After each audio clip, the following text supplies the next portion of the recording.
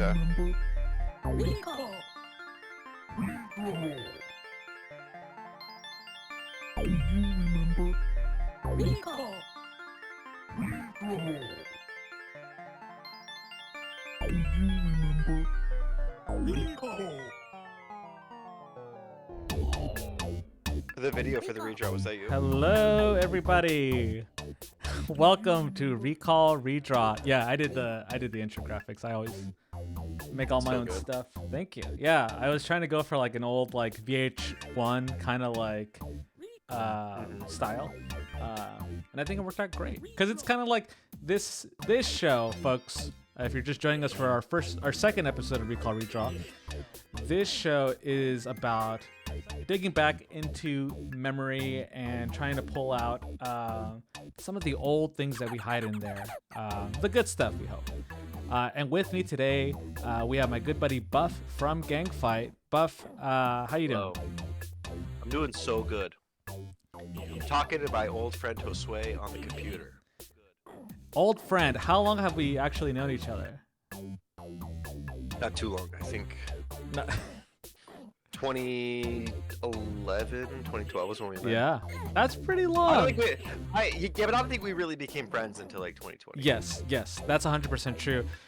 Buff hosted a comics website called SB Board, where I was introduced to him through another mutual friend of mine who made comics. And you gave me a day of the week to post, which was a big responsibility because I'd never posted a webcomic before. And you kind of gave me the first opportunity to consistently post like a comic. Why did you start making a comic website? Why did I make a comic website? Yeah. I don't know. Like I've just always kind of had a push. Like I've always had a desire to make comics. Yeah. It's just kind of I have ideas for them, Yeah. and so I just need to draw them. And if you draw them, then you kind of need a place to put them. And in 2011, 2012, when like we made the website, like there was like certain like comics hosts that you could upload stuff to, Yeah. but like not very many. And back then things were just a lot more spread out, and like everyone who was kind of serious about it like had their own website, like Yeah. you know. So that's kind of just what we did. And like about how many artists do you have working on that website? Like total or like at a time? Total. Total, I don't know, like 10 or 12 maybe. Yeah. It was great. It was a great time. I know there was also Yeah, it was really cool. plenty of bad times too, but I thought it was like a really great place for me, for especially me to get started making comics. Yeah, I think for a lot of it, like for a lot of us, it was like kind of a nice space to like grow up artistically, especially because like I enforced this like weekly schedule where everyone had to update once a week, and I was super strict about it. And like you weren't around during this, but like I used to like at midniit I would like message everyone and be like, why haven't you uploaded? Yeah. Well, why haven't you uploaded? Yeah. And then if they hadn't posted, like the next morning, I would just like hound people. Yeah. And well, like it wasn't, I was kind of a dick. I mean, I was 18 years old, but like it was really nice to kind of have that pressure, and so you just kind of needed to force yourself to draw, Yeah. which I think is the hardest part about drawing sometimes, is just kind of making yourself do it. Yeah, I feel like I think we both kind of have the same sentiment of like I've said this before and I don't know if it ever makes sense, but we don't like playing pretend. We like to actually do the things that like we want to take seriously, the things that we actually want to do like professionally. Yeah. And like part of that is like, yeah, you were 18, but you were setting a publishing schedule for all the contributing artists. And yeah, you took it seriously, and I think that's important because otherwise you wouldn't be posting anything at all. Yeah. I mean, I have a lot of friends who they spend their entire lives like planning their comic or Mhm. like planning their art. Mhm. But then, like they spend all their life planning that they never end up like actually drawing it. Yeah, totally. And so, I have this deep fear that I'm going to die before I'm able to like actually like finish the comics that I want to draw, and so, you know, I'm really big into the idea of like, if you want to do something, like, just do it. Yeah, for sure. You know, Yeah, start now. Yeah, I had just shared a video last week about from last stream about like my sentiment is like I know I'm gonna die, and so I'm just gonna enjoy the process of making the comics. And I think that is a completely different way of looking at mortality in terms of how it inspires your creativity. Mm-hmm. But cool, thank you for like being on the show, not just for this segment, but for earlier, for hanging out and just, you know, always being good times. But are you ready to see what the theme of today is? Yes, I've been waiting for so long for this. Do you have any guesses of what, like, I pick themes according to like how I know the person that I bring on. Like, what do you think I'm gonna pick? I'm not gonna guess anything. You don't want to guess anything? Well, no, because if I get it right, then you'll be like, oh, you got it. But if I get it wrong, then you'll be like, nope, that's not it. It's like that, you know. Yeah. Okay. What- It's humiliating. What about the game here? All right. Yeah. Are you ready? Yeah. All right, folks. Wait. I'm gonna listen to the stream. Hold on. All right. Yeah. All right, folks. Wait. Our theme for today is WarioWare, which is That's actually a heavy inspiration for the show. The track is actually WarioWare was actually the inspiration I sent to Austin from the Invisible Sundial to make this track that we're listening to today. So how well do you know WarioWare or the WarioWare adjacent characters? And I'm not talking about like the mainline Wario games, like the Wario line games. You know, like, I'm not like a WarioWare wiki guy. Yeah. But I feel like I'm familiar with everyone. You got Wario. I think I start to lose, like, after the DS games. I'm kind of a little lost. Like even like Smooth Moves. Yeah. I don't think I can name any new characters from Smooth Moves. Yeah. Like the ones on the GBA and the ones, well, and Touched, I'm pretty familiar with. Yeah. I could not tell you anyone by. Oh wait, there's Ashley. That's a character. Yeah, Ashley's the witch. Yeah, because of the song. There's the alien guy, and I think his name is like Oobleck or something. And then there's the funky dude, the disco stew of the. I think is that like Jimmy T? Is that? I don't know any of their names. You don't know Jimmy T? No. Hold on, let's see if that's him. Yep. Yeah, that's his name. That's Jimmy T. Also, I gave Wario here. Do you think like, Jimmy T should be in Mario Golf? I think so. No. I think WarioWare characters are a flavor of their own. Well, I mean, we've had rabbits with Mario characters, so maybe. I say bring him in. You know, if Diddy Kong can race alongside Rosalina, why not 8-bit and 16-bit? Isn't that her name, 8-bit? I don't know. What? Why'd you choose this? I choose this for you.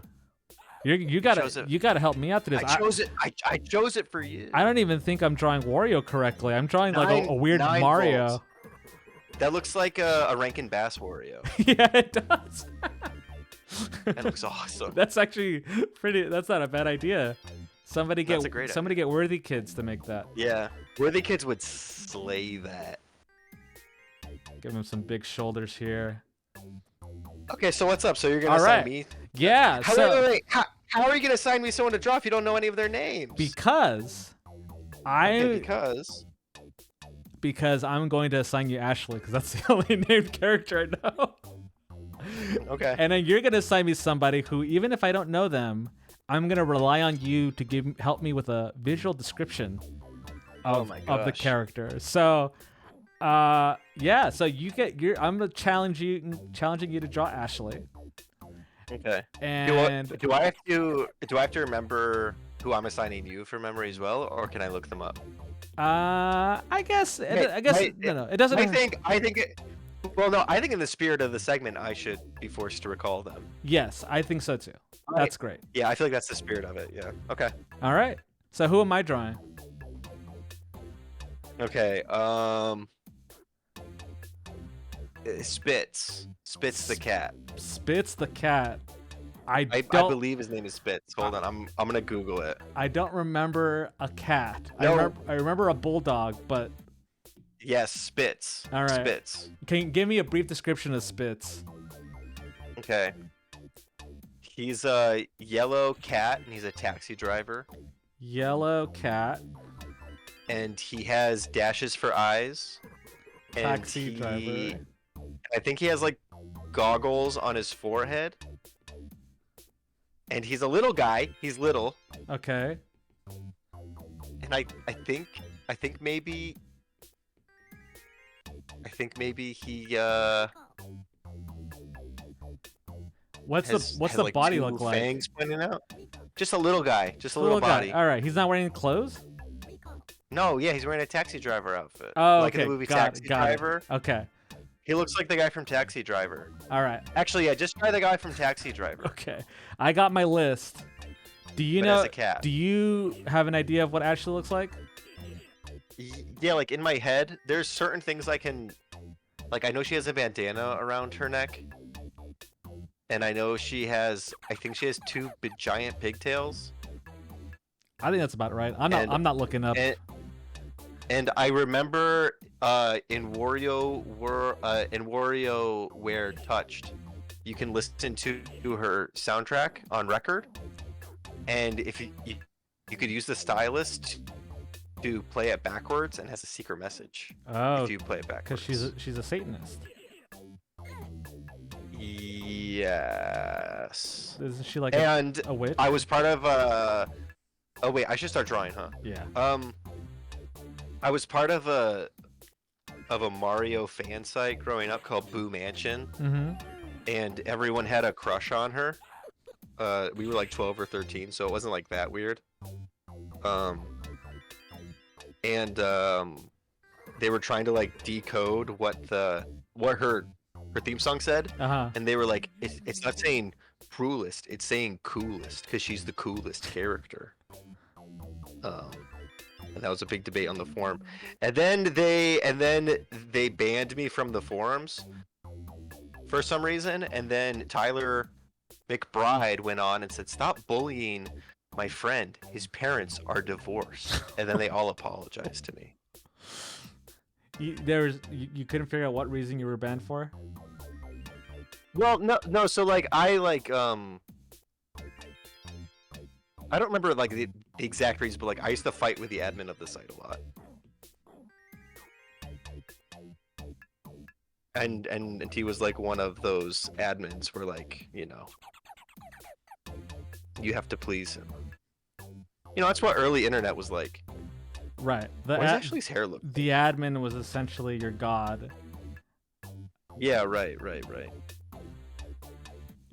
And that's why everyone was mean to me, because they wanted the admin to like them. That's not fair. You were just 18. Yeah. And my parents were divorced, and I wasn't 18. I was 13. And it wasn't weird that you But liked the reason Ashley, why they were that you Boo liked Mansion, Ashley. well, I didn't like Ashley, but they did like do like an arbitrary thing where like, oh, you have to have a crush on one of the Mario characters, and I don't remember who I chose. As But like a it was probably requirement? It was probably Peach. Yeah. It was like, you know, it was like everyone had to like, you know, have their fave.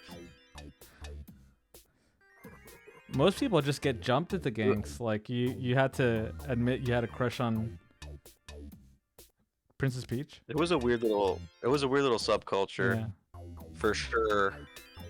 That was and we don't have to talk about this, but I met my first homophobe on that website. Oh no.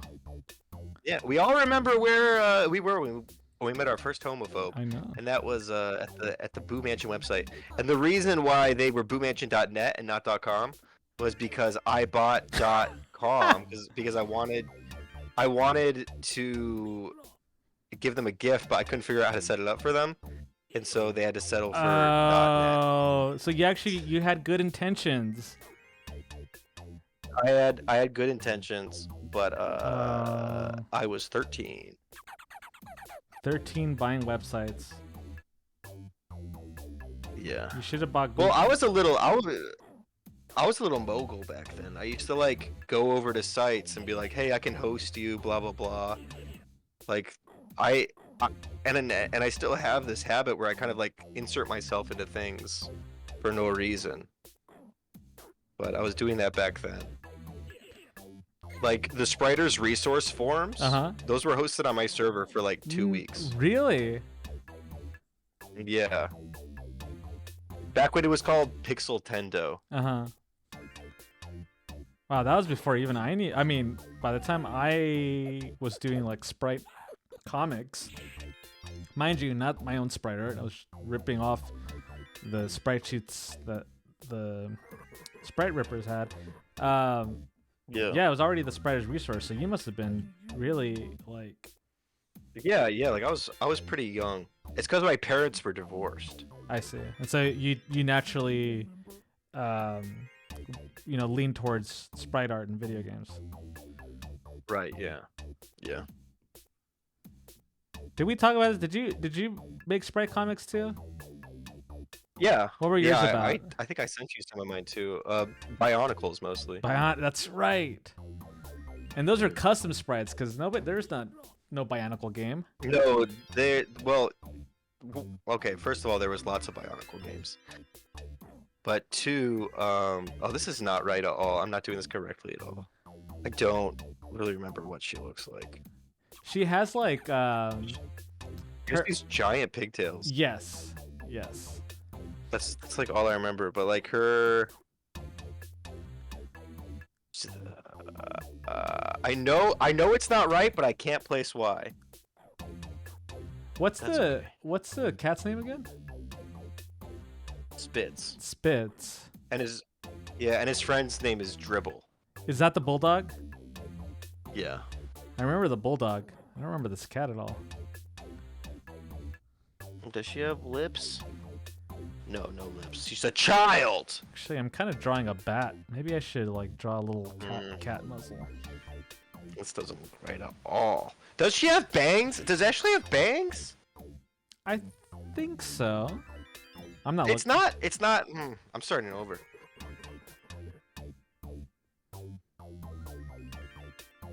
Okay, first I'm just gonna draw what I know is there, and I know she has these giant pigtails. But even they don't look correct.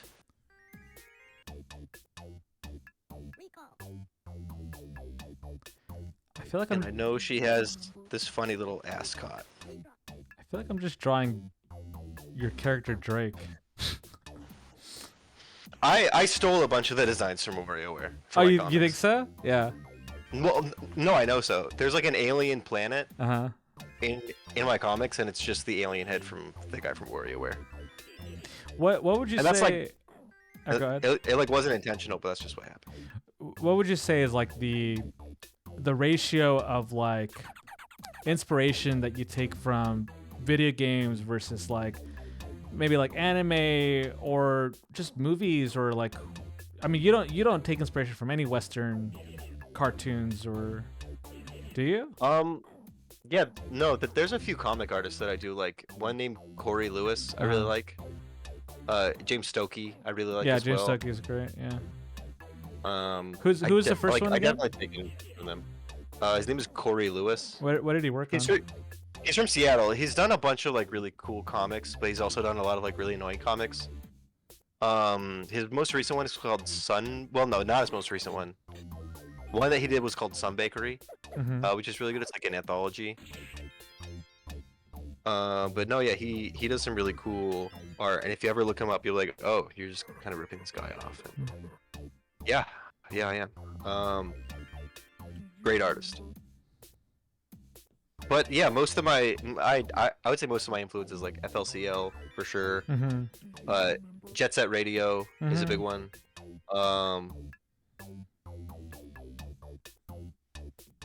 Yeah, I'm trying to think. Yeah, I think. Yeah. I don't would say those are my main influences. What about in terms of video games? You mentioned you did take some inspiration. Sonic from Adventure Wario. 2. Sonic Adventure 2. Yeah. For sure. Just that Radio is a video game. Just like Sega, like 90s Sega in general, like early aughts video games, I get a lot of inspiration from. Was there a distinction that you had made between like the games that Sega was producing versus the games that Nintendo was producing? Like especially like in the Dreamcast era, yeah. Yeah, because I mean, Nintendo was always family friendly. Well, and I feel like Sega kind of had like this. It wasn't edgy, but I feel like Nintendo is trying more to be like timeless. Mm-hmm. But Sega like leaned very hard into like this is the 90s. This is like the early 2000s.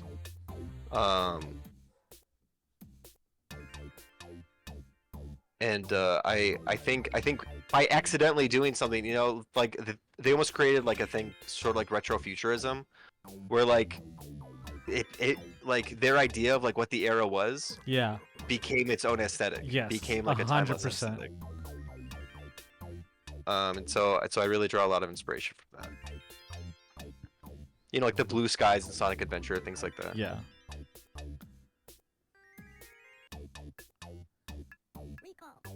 Yeah, I would say I'd say it's very characteristic in your work because I've had people describe my work, which is heavily inspired by like Nintendo, like you know, the shapes of Mario. Like people describe it as very comfy. Yeah. And I feel like yours has an edge to it that is very like akin to that era of Sega.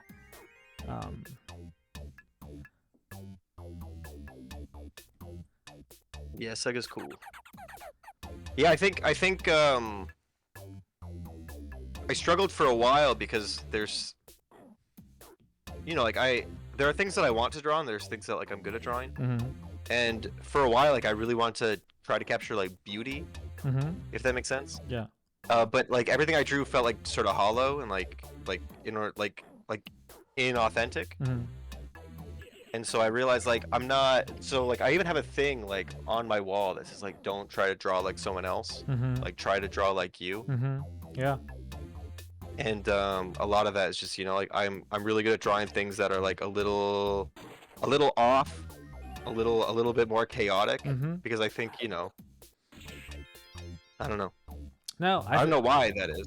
I think but I it think it's good to set your compass, because I think like you know how our work improves over time. That's ideally you want it to improve over time. Yeah. And by setting a compass, you're improving on that, you know, on the style that is like like rightfully yours. I feel like you know, when I was younger, I was like, oh, I want to draw just like Mike Mignola, and you know, all it ended up looking like was a shitty Mike Mignola. And I feel like every artist has gone through that exact phase with that exact artist. right, Because right. he's just so good. He's right, so good. Right. But the thing is, like, the reason that you don't draw like Mike Mignola is because, like, you know, even he had to do his own path of like, you know, attempting to draw a certain way, learning he couldn't do that, figuring out how to like draw shadows in volumes, and then maybe he couldn't get it right, and so the way that he actually draws is a result of him not learning something a certain way. And I think that's where style comes from. I feel like style comes from finding that you can't do it exactly like the masters did, and so you find your own Right. workaround, and then through that kind of dissonance is where you find your art style. Yeah. Yeah, I feel like a lot of artists they kind of do it backwards, where they're like, oh, I want to like define my art style. Yes. When really yes. like your art style kind of finds you just like in your mistakes and like how you interpret the work of others, but also I think most importantly how you interpret the world. Yeah. And yeah, like you said, like that like gap between like what you are doing and what you're looking at, like that kind of like miscommunication, like that is your art style. Yeah.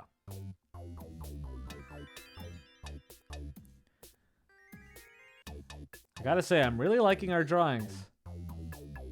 Yeah, yours is pretty good. Yours is a little mischievous Mine's a little too simple.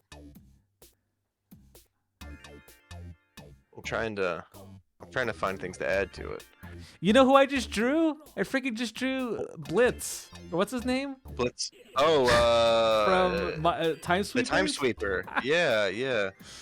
Oh man, I failed this assignment. Let's see. I got the. Is that his name, Blitz? I think it's Blitz. No, it's Blinks. It's Blinks. Blinks. You're right. Good memory. Well, who could forget Blitz? Who could forget Blinks? I never played that one. There was a long line of like PS2 games that I wish I got to That was play. an Xbox exclusive. Oh, was it friend. Xbox? Oh. Yeah, that was Xbox exclusive. There's a game that to this day I'm still trying to remember what the name is, or find the name. I used to think it was. Let's figure it out right now. Let's do it right now. I thought it was Kingdom Hearts. Actually, I could probably draw you. Look at my screen real quick. What game is this? It's the Bouncer on PS2.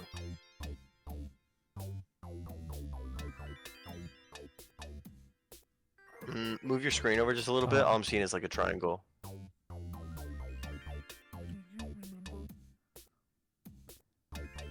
Oh, that's Okage the Shadow King. Okay. I remember wanting to play that game so bad when I saw trailers for it. And then I forgot about it because I thought it was just Kingdom Hearts. No. Yeah. Okage's got a really cool art style.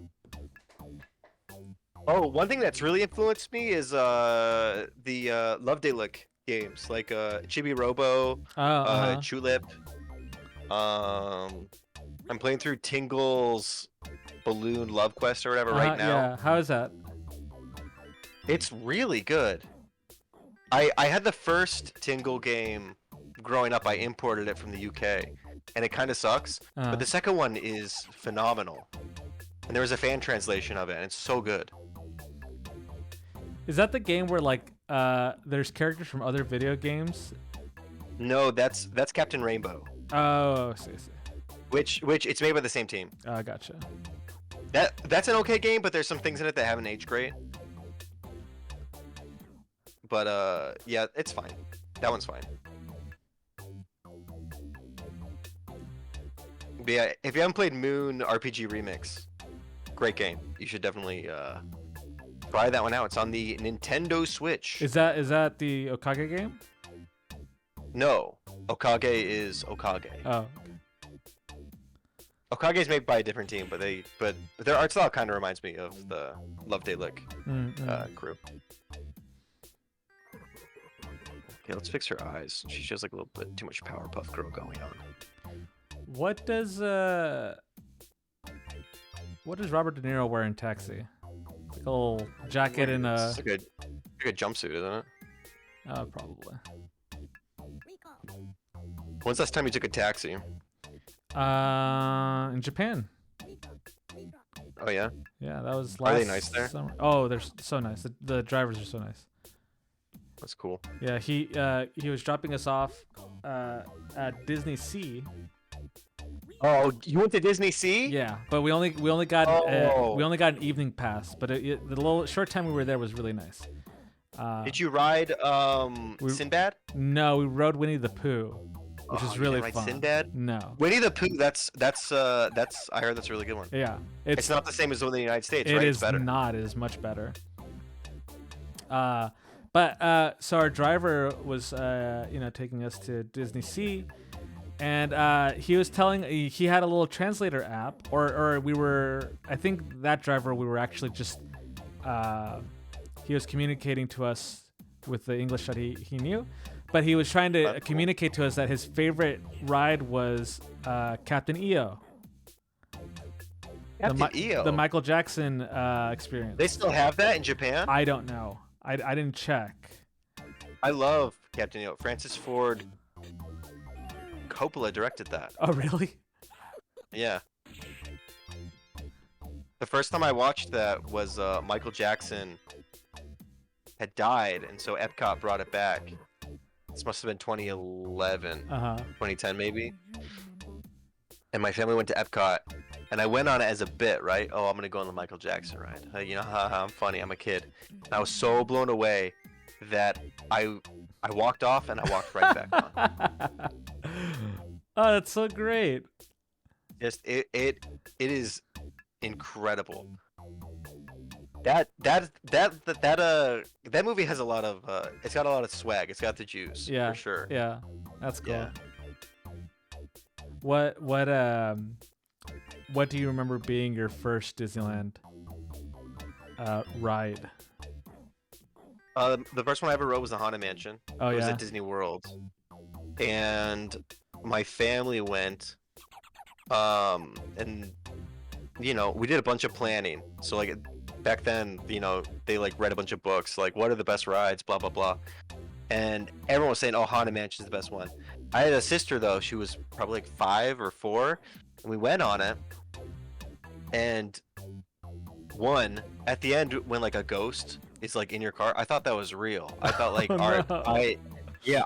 I thought that we were really like cursed. Yeah. I was like, and my sister was just crying the whole time. She was so scared. Oh no. Because you know, when you're like a little kid, you know, you don't get like, oh, this is funny. Yeah. This yeah. is like really, and like you don't get like, oh, this is like really cool. It's like a great showcase of like all the magic tricks and Yeah. like all like, you know, like you don't appreciate it for what it is. You just say, oh, like this, like my sister's crying and now we're cursed.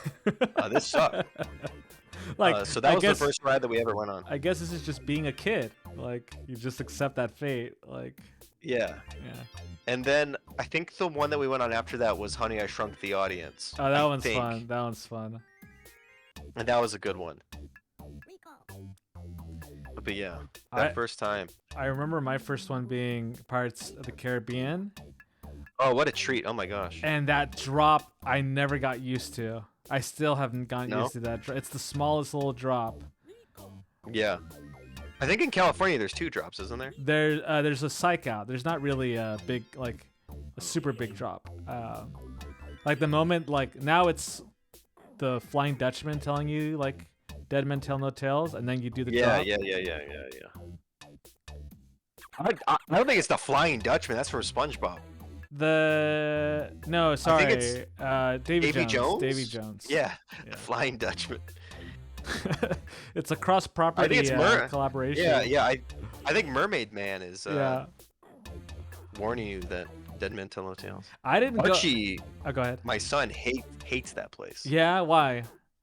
He hates all the rides. He can't stand it. The only thing that he likes is the monorail. Oh, he hates Disneyland or Disney World. He hates Disneyland. He hates it all. Oh, wow. I know, and I love it, but I yeah, know. he hates it. And we threaten him sometimes. You know, if you're bad, then Go to we're gonna Disneyland. go. Yeah. He's like, no. Take me to Knott's Berry Yeah. Farm, not Disneyland. No, he can't stand it. He said next time that we go, he's gonna stay with grandma. Oh. But yeah. Is your grandma in Florida? No, she's in New York. Oh, okay. Yeah. Yeah, we'd love to go back to Disney Sea to actually check it out because I hear it's like one of the best parks out there. It's supposed to be the best one. Yeah. Specifically, the Sinbad ride. I've heard is, it's life changing. That's what I've heard. All right, I'm wrapping up this one. I'm gonna do a little bit of color before we move on to the next bit, but I'm gonna guess. Well, I guess you said yellow cat, so I can't guess the color. So I'm gonna guess the rest. Yeah, of I should. Yeah. Let's get Color this mine colored too. in.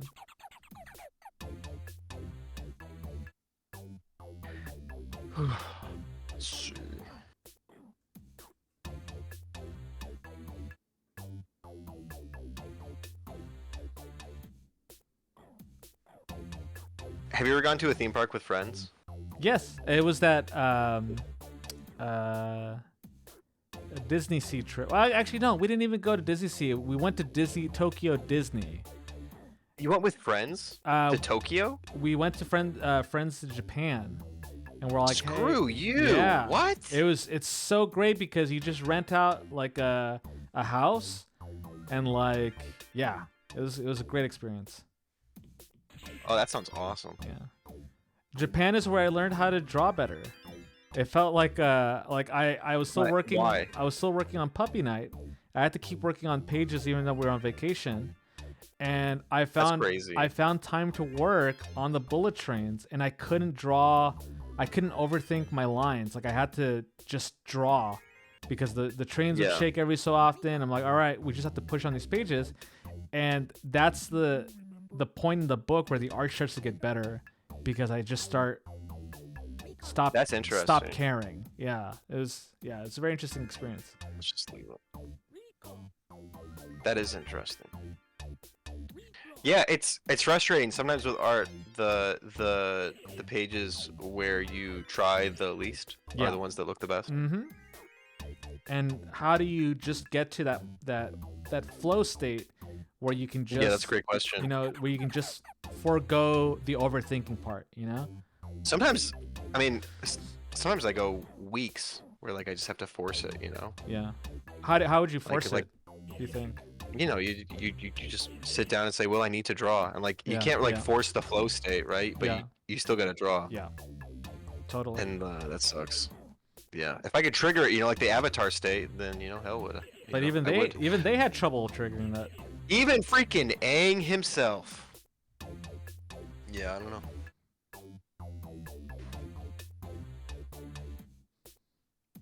That's the problem when you're talking to another like amateur artist, like one who's even more amateur than you. It's like, so how do you do this? It's like, hell if I know. You know, I just showed up. I just woke up one day and decided I was gonna do it.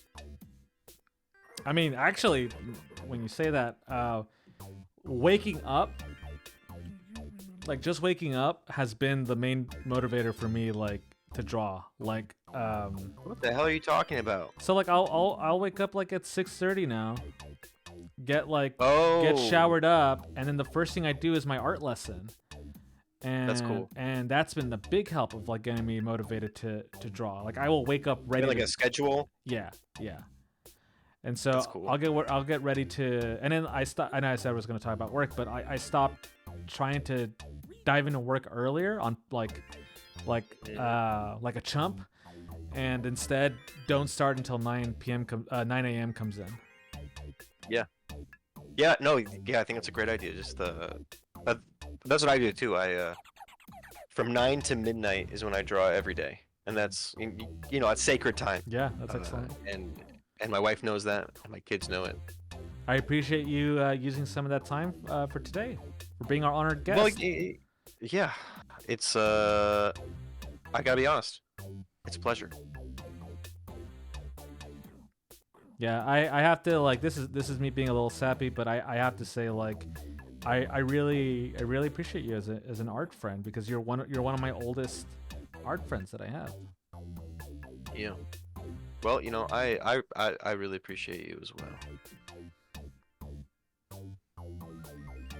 Because you're still doing it, You're still doing it. I love that. You have like a persistence in you that I really admire. Do you know what that's called? Gang fight energy. It's called gang fight energy. Wow, so true. Same true. Can you talk a little bit about that? Like when did the idea of gang fight energy come up, and how would you describe it? Maybe how would you describe it, what it was when you first thought of it, and is it still the same idea? It's basically just like it's like what I talked about earlier, right? How like I was trying to draw like beautiful things, or I was trying to draw things that were like inauthentic to who I was as an artist. Yeah. And so I thought, well, I know who I'm not. Well, then like, who am I? Mm-hmm. And so I started to look for things that like matched my vibe. And this is like a little unrelated, but like I had this thought the other day, like it's very easy sometimes as an artist to feel, especially like if you don't have like local art friends, to feel like you're alone. Yeah. Feel like, oh, no one really like matches my freak. Yeah. So to speak. Yeah. And like when really like that's such like a, it's such like a, I don't want to say this word, but like it's a little narcissistic to be like, oh, I'm the only person who feels this way, or like I'm the only person who thinks this is cool, when it's like I don't know, like there's cool things out there. You just kind of have to like look for them. Mm-hmm. And so Gang Fight Energy was kind of like a way to kind of collect all that. I used to do like weekly posts like on Twitter, which is like, this is Gang Fight Energy, this is Gang Fight Energy. It was just like cool stuff that kind of matched my vibe, and like a lot of it was just like indie games, or like forgotten games from like the 90s, things like that. Things like about like solidarity, or things that had sort of like a scrappier art style. You know, or things that like really like swung for it and maybe missed. Yeah. But the fact that they tried is really cool. Yeah. I think my favorite version of that you've expressed to me is why you like Little League baseball, or not Little League, minor league baseball more than Major League, right? Yeah.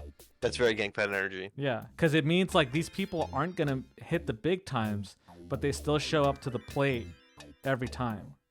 Yeah, like the majority, like I knew a guy in high school who like he played minor league ball for 2 or 3 years, and then you know he just didn't make it, which is fine, like that happens. And then he just got a job doing something else. Yeah. But like it's cool that like they realize like, oh, this is my shot to do what I love, and even if it's not like, you know, the big time. Yeah. Like they're still gonna take that shot, and they're still gonna come to the game every week. You know, it's sort of like you know, I feel like today, especially like as AI becomes easier and like drop shipping bullshit, like people, and like this like that same like narcissistic like, oh, I'm alone, but like it feels like less and less people are doing things for love, and they're doing things more and more for money. Yeah. Yeah, and so you know. Yeah, so you I think it's our appreciate job. you appreciate when you see that passion. Yeah, absolutely, and I think we have a duty to those who are doing things out of love to seek them out, to find them, and to recognize them. Yeah. Because I you know, there's this whole, you know, like I don't want to preach about the Bible, but like you know, there's the whole like do unto others as you want to happen to you, right? And like, so like, you know, I actually try to live by that. Yeah. And my wife sometimes hates it because like I'm like, oh, you know, I just gave, you know, someone like a bunch of money because like I wanted to like, you know, support them in their endeavors. Like I shouldn't be doing that, but you know, like you know, like today you, maybe tomorrow me. You know, yeah, totally. No, I totally resonate with that feeling. I mean, I was just discussing this idea earlier today, actually yesterday. I was, again, not to try to bring up work, but I was talking to some coworkers about like why community solidarity is so important, and how it actually helps support like one another for when the time comes where you need support. And the idea of, there's this joke with the indie community and any kind of art community that everyone passes the same $5 around. Yeah. If you ever sold a zine at a zine fair, or a comic at a zine fest, you know that like you're just spending the money that you just earned from selling your comics by passing it on to another. We usually just skip the middleman and just trade directly. Yeah, exactly. And so like there's that nice kind of like solidarity, and that idea that like we're supporting each other's dreams. And yeah, so I think that's what Gang Fight Energy is. Yeah, I would say so. Supporting others' dreams, is it? Yeah. Well, no, I'm trying to think. I think authenticity is also a big part of it, and like doing something that you know won't be popular, or doing something that you know is kind of stupid, but doing it anyways because there's a desire in your heart to do it. Yeah. And I think pure artistic vision, you know, and like I'm not saying like, oh, I'm like a pure artist, you know, like everyone else is a fraud. Like I'm not saying that, but like, you know, like I'm saying like David Lynch, for example, you know, I think the best art is made when a person is able to be completely themselves, and I feel like a lot of artists are robbed that opportunity just because they're trying to cater to an audience, or cater to to a boss. And so I think us as an audience were robbed of that great art that is purely someone's expression, executed perfectly. Yeah. Like there's so little examples of that, and that's why I love Spy Kids 3, because I mean, I think Spy Kids 3 like is no, like go on. it's a really moronic movie. It's incredibly yeah, it's just like it's stupid. It looks bad. It makes no sense, but you could tell the creator, Yeah. Robert what's his name? Rodriguez. Robert Rodriguez, is Yeah. that who did it? Yeah, he wanted to make something that his kid would love, Yeah. and so he put all this stupid bullshit that he knew his kid loved into this movie. Yep. And it's just a love letter to childhood, and he put every cool thing he could think of. You know, he was like, okay, my kid loves Toontown Online, and he loves robots.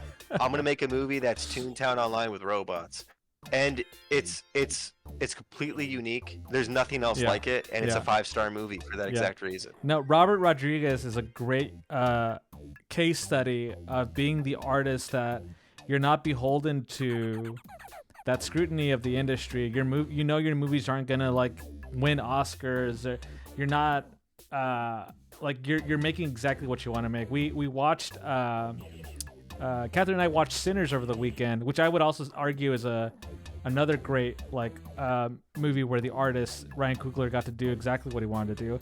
But we watched From Dusk Till Dawn as like a companion Oh, cool. to that Yeah. movie, and that movie is ridiculous. Nothing makes any sense. But you can Yeah. tell like he did everything he wanted to do in that movie. Yeah, and like you gotta love that, right? Yeah. Because like I feel like movies that are so polished down, or like any art that's like polished and like you can tell like they made the perfect version of what they were.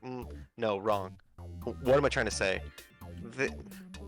There are movies that like you can tell the person did everything that they wanted to do with no compromises. Mhm. And I feel like in those movies you learn so much about that person. Yeah. You learn so much about the culture of where that person comes from, and I feel like that experience is so valuable in connecting us as people. Yeah. Where like I mean, and like you know, I love Marvel movies, right?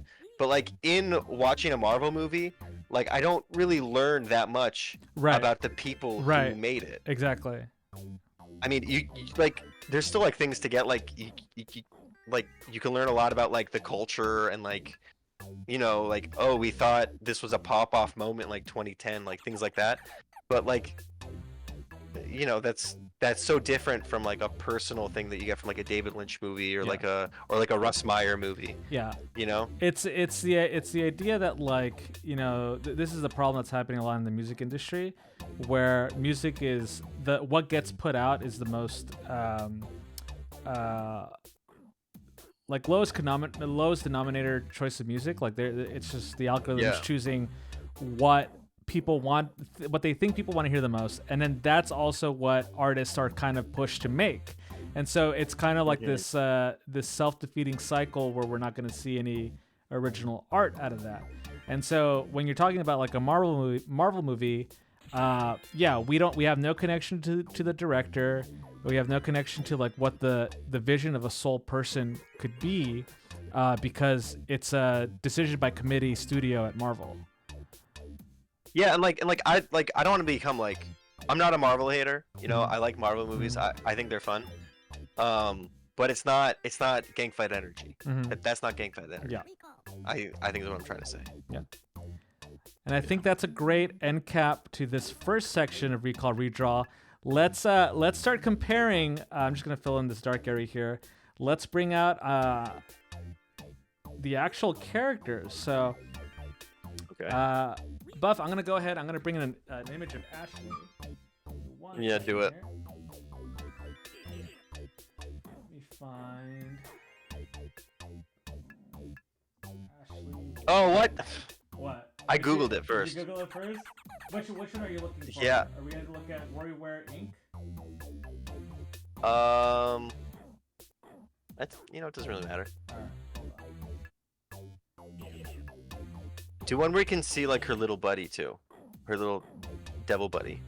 Because okay, I got him wrong too. hold on. What's the devil buddy? That's so interesting. She has a whole like headpiece that I didn't even remember was there. I have an aversion to headbands though. So that might be me. I told my wife before we were married that I don't like headbands, and She's never it was worn like one this since. whole drama. Well, no, it was like this whole drama.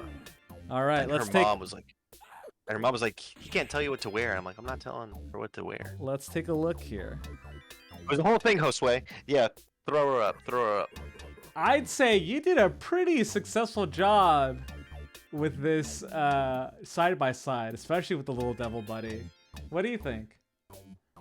I don't. Look, even the shoes. You got the little bandana. Buff, You know, I it looks think- like. It looks like a memory, right? Like it looks Yeah. like how you would remember Ashley. Yeah. I mean, it's definitely your style. Like the eyes. I don't know who the artist is. Let me look this up real quick. The artist behind the games was. Yeah, I don't know who did the art. Let's see.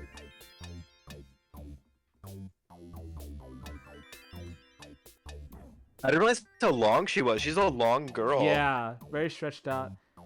Yeah. She's like a hoodie girl. She's one of those classic hoodie girls. You know what I mean? The artist is named Ko Takeuchi, Oh yeah. who Oh. worked on all the WarioWare games. Yeah, what looks else like did you work on? looks like the Rhythm Heaven games. Rhythm- Yeah. Yeah, that makes sense. Snipper clips. That makes sense. Snipper Really? clips, Snipper clips yeah. is crazy. If you look at It's it, crazy. it kind of looks similar. And he also worked on Wario Land 4. Great game. So he worked on the Land series. But I would say, Buff, I think you did a far out job. It's funny that the way you interpreted her little scarf was like an emerald rather than like a skull.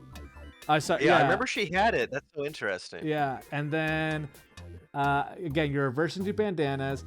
The bangs were very different. So she has these side swept different. bangs. I'm surprised with the devil and the boots. That was really well done.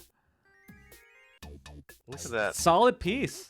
Stop. Great You're so job. funny. I know, for real. All right, so we're not grading people on these yet, but let me pull up. What was it? Spits the cat? Yeah, Spits the cat.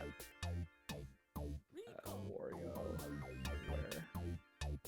Yours is pretty close, I think. Okay, I love this design. I have no idea who this character is. Really? You don't know Spits? No, I know his bulldog. Oops. I know his bulldog. That's friend. Dribble. They're like always together. I'm surprised that you can know one and not the other. Oh, jeez. Hold on, it's not selecting the image. One sec. Copy. There we go. Look at that. Okay. I definitely made him look too much like Drake, but oh, hold on, it's not. Oh, there it is. There it is. There it is. Look at that. Oh, the cheeks. The cheeks. I missed the cheeks, which is funny because I didn't give him cheeks because I thought he already looked too much like Drake, and at Drake I give those fluffy cheeks.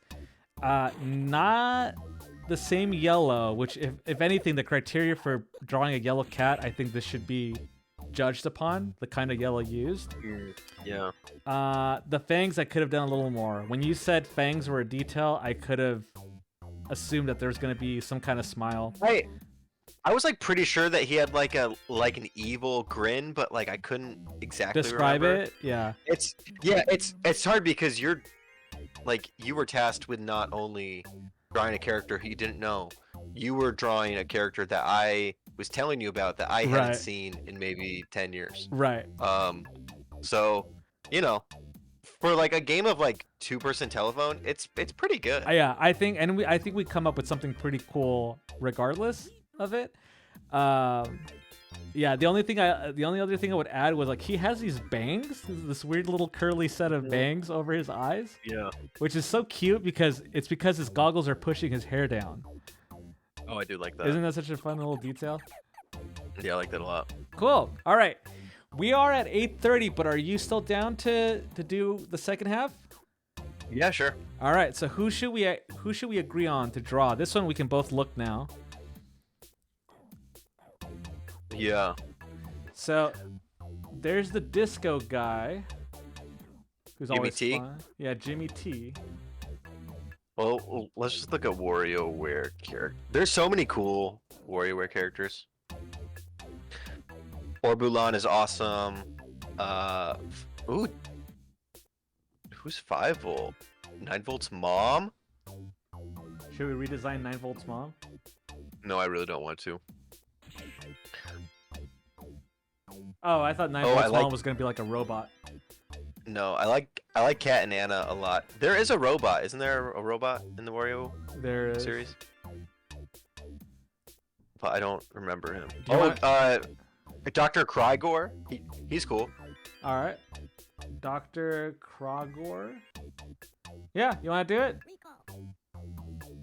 Do Dr. Krygor. Let's do it. Okay. Give me 1 sec. I made How do you redesign someone who's already perfect? perfect? Yeah. All right, let me get this on here. And there he is. If you're looking at the stream, there's Dr. Krogor. Dr. Trogdor. All right, let's do this.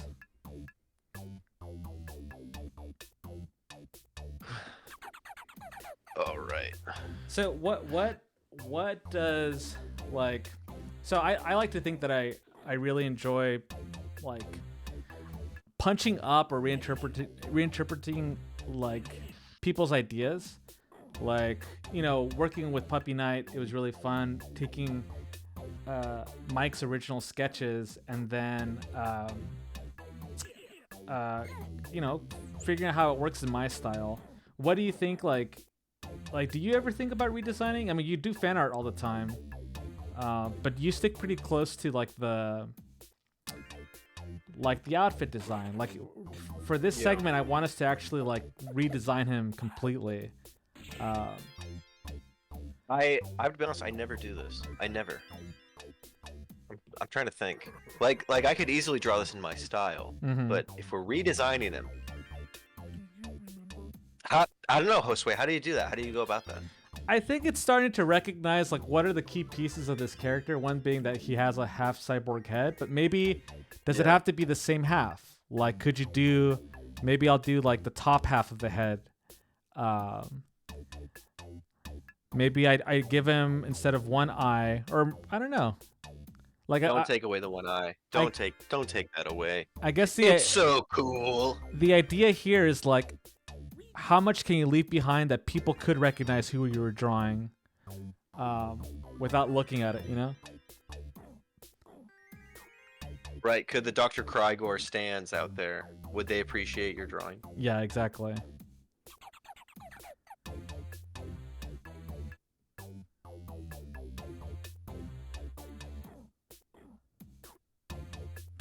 I feel like the mustache is a really big tell for him. It's funny though, because he looks like such a he looks like in the family of Wario and Waluigi. Yeah, he's definitely Wario's brother. Is that who You is that who he's Wario- supposed to be? No, Oh, no. I don't want to start any false things about that. Wario and Waluigi aren't even brothers. That's a common misconception. that's right. Yeah, Isn't Wario just somebody he hired? they're just guys. They're just guys.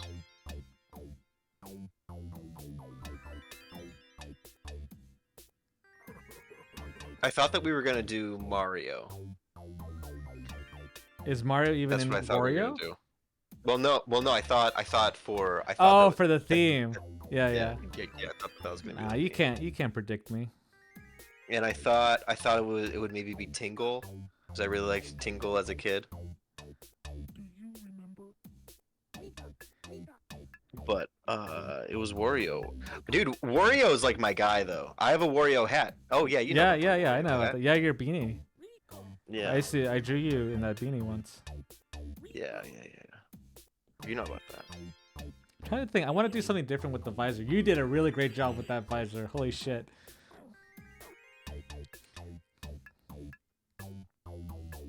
Yeah, it looks kind of cool.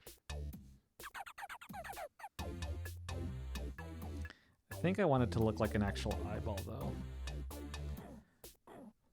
But that's just me. That's the quirky little way I think, you know? You think I want this to be real? I want like the grimdark version of Wario where I don't know. I don't even know if is this guy a bad guy in the series? No, there's no bad guys in Wario. Oh. Is Wario the only bad? Is he a bad guy? Wario's not a bad guy. Wario's not even a bad guy. He's just like a greedy capitalist, which like it doesn't make him a bad guy. It just makes him American. I mean, in Catholicism, that's considered bad. Wario's not Catholic. Is Wario Catholic? I don't know. I mean, is he Italian? Or is it just the Mario Brothers that are Italian? You don't. That pisses me off. You gotta think about that. Mario's not Italian. He's not even human. Mario's not human. Mario's not a human. And the Mario movie freaking pissed me off because it made him a human being. If Mario's a human, then why is he so little in New Donk City? Why is he this little weirdo running around in New Donk City with his little nipples out? When everyone else in town... You're telling me he's a human? Ah, you got a good point there. Are you saying He's not. He's a humanoid alien. I think he's a Mario. He's a species called Mario? I don't think... I don't know what he is. All I know is that he's not human. And he's not from Brooklyn.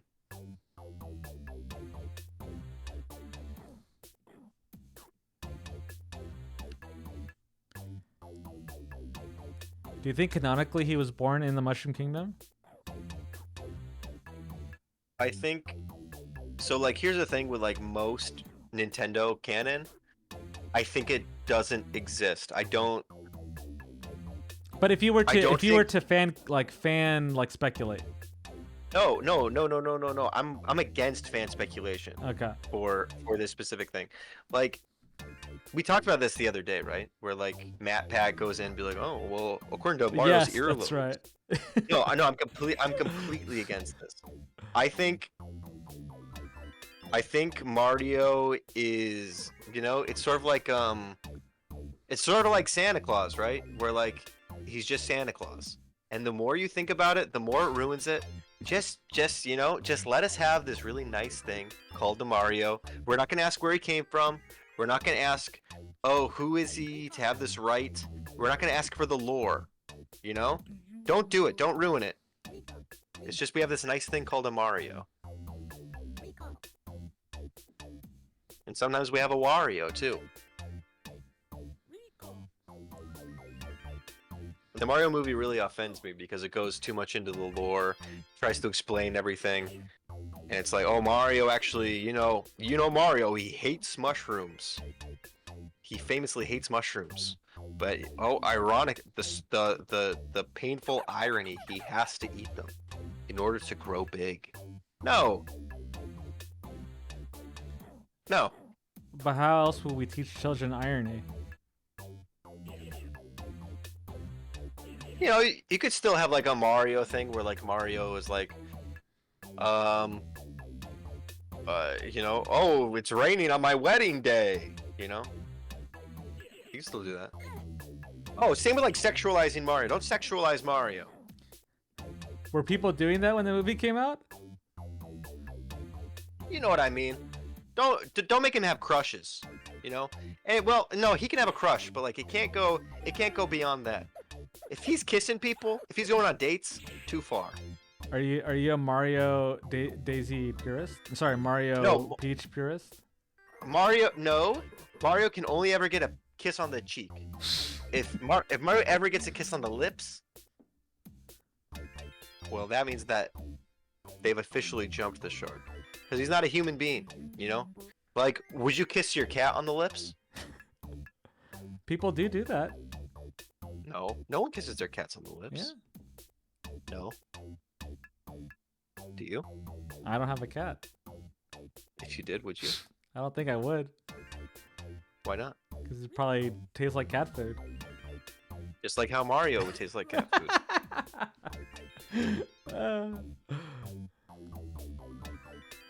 I'm trying to do that Sonic thing with Doctor. Oh yeah, that Sonic pose. I have a Spider-Man figure. I got it from AliExpress, and I did that same exact pose with it. He has like a robot arm. What is that? Like he's wearing a power glove. Yeah, were just I talking think that about actually that. might be a power glove. Yeah.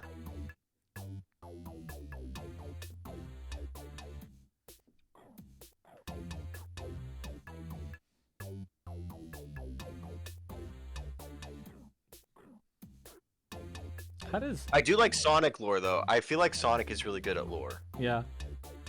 I mean, honestly, that's how I got into Sonic in the first place. Like this past 2, maybe 1.5 years. Like I just got into I was like, oh, the art style and the.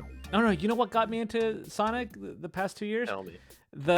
When the Sonic 2 came out, and the Sonic. Wait. Sonic 2, Sonic 2. the movie, Sonic the 2. movie, the movie. Oh, so Sonic 3? Sonic and Knuckles. Oh yeah, Sonic 2. Yeah, and then the Penders guy started. Ken Penders. Oh yeah. And so when I just started with I enjoyed the first Sonic movie. It's the first movie I saw before the pandemic shut everything down. The last movie I saw. And all this news about this was Ken Penders stuff started coming out. Yeah. And I was like, who is this guy? And then there was one YouTube video. Dude, he rules. So there was one YouTube video that came out that basically did a deep dive on him, and I was like, Was it by Cyber Show? I can't remember the name. I'd have to look it up. But essentially, it got me into this rabbit hole of holy shit, I didn't realize the lore of Sonic went this deep. Well, I mean, the lore of the Sonic comic is Yes. way crazier than the lore of the games. Yeah. I mean, both the Archie and IDW comics. And mind you, I haven't read a single issue. And I've read all these storyline summaries on YouTube, and I know everything about it now, or at least it's crazy. tangential. Yeah, it's amazing. Knuckles is green for a little while. I think Knuckles even goes back in time and says goodbye to his dad before his dad dies. Something crazy like that. It rocks, dude. The Sonic games do have some pretty cool lore, especially with Shadow and Shadow's Dr. Eggman's dad. Yeah, the comics definitely go way harder in that department. See, but that's another thing that's GFE, right? Yeah. Because it's just so you didn't have to care that much about this thing, but you chose to love it. Yeah. You know? I answered a few questions for an interview about how I got into comics, and I think in my answer I talked about how I would do things differently, and one thing that I wish I had the passion, the GFE for, was to do one of those I'm a super fan of this one thing, I'm gonna make a 600-page comic about this one thing. And oh yeah. And that is so much freedom. The stuff that people think is very cringy of oh, you're just obsessing over your Sonic crossover thing.